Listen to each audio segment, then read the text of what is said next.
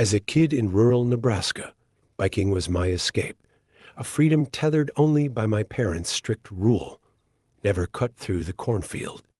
They warned me of its disorienting paths, but one late afternoon, a broken bike chain forced my hand.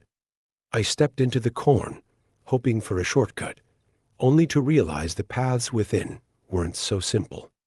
The stalks loomed, blocking the light, casting shadows that seemed to move with me. A soft rustling trailed my steps, faint at first, but growing louder.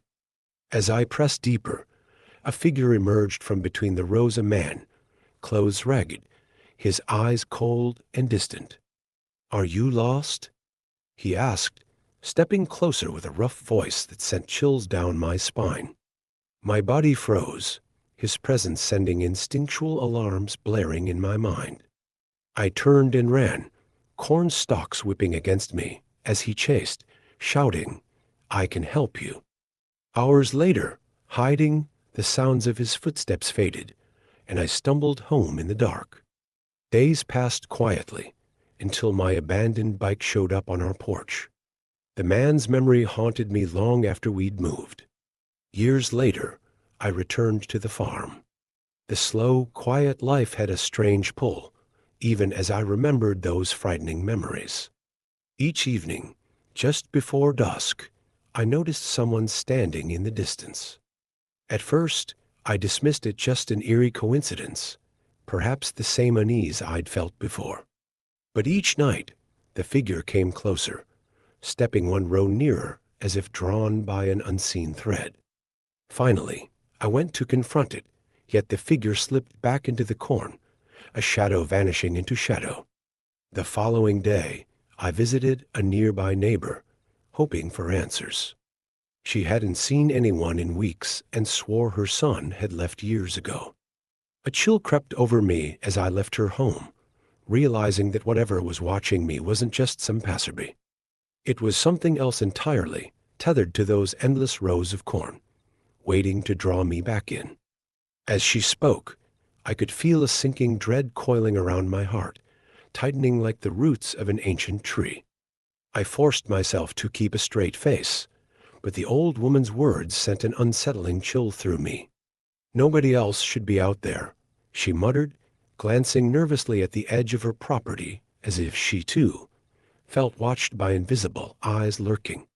Leaving her porch, I returned to our farm, my mind spinning with the disturbing realization.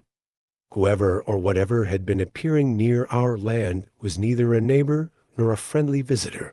It was something far more mysterious and possibly dangerous. I tried to shake off the lingering sense of unease, but the silence of the countryside suddenly felt oppressively quiet, as if the world around me was holding its breath.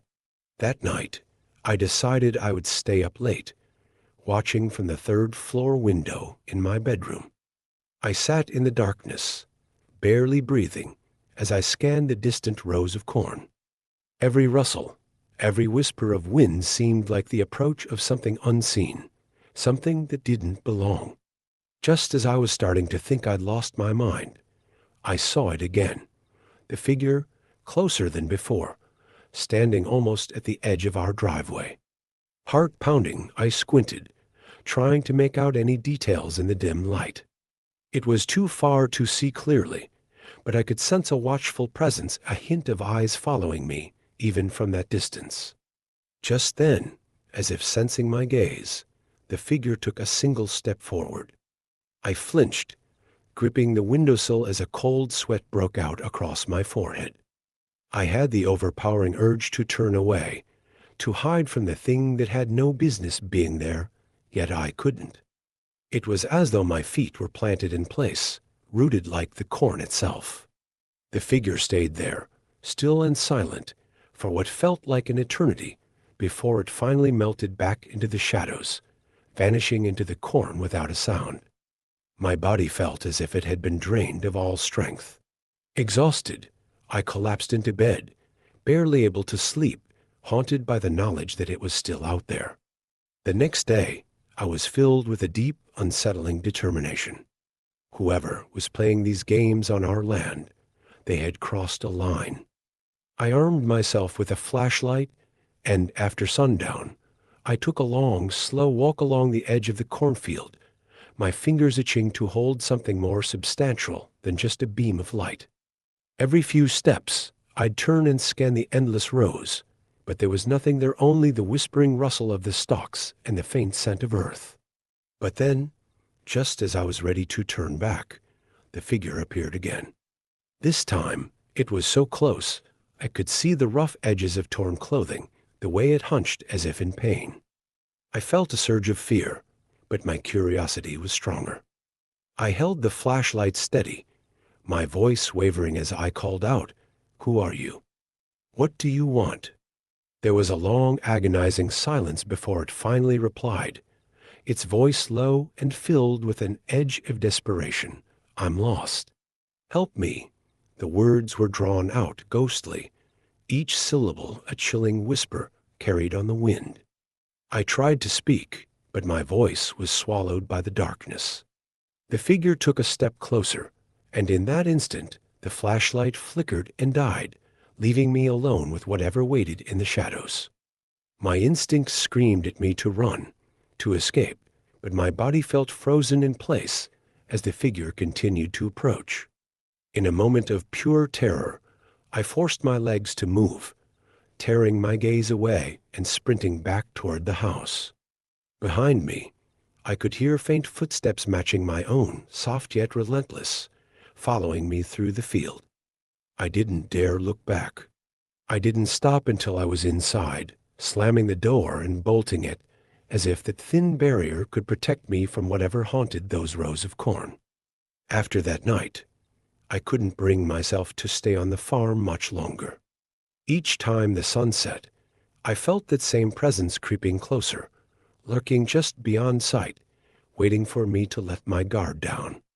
My parents didn't understand why I was so insistent on leaving, but they agreed something about my story unsettled them deeply, even if they refused to show it.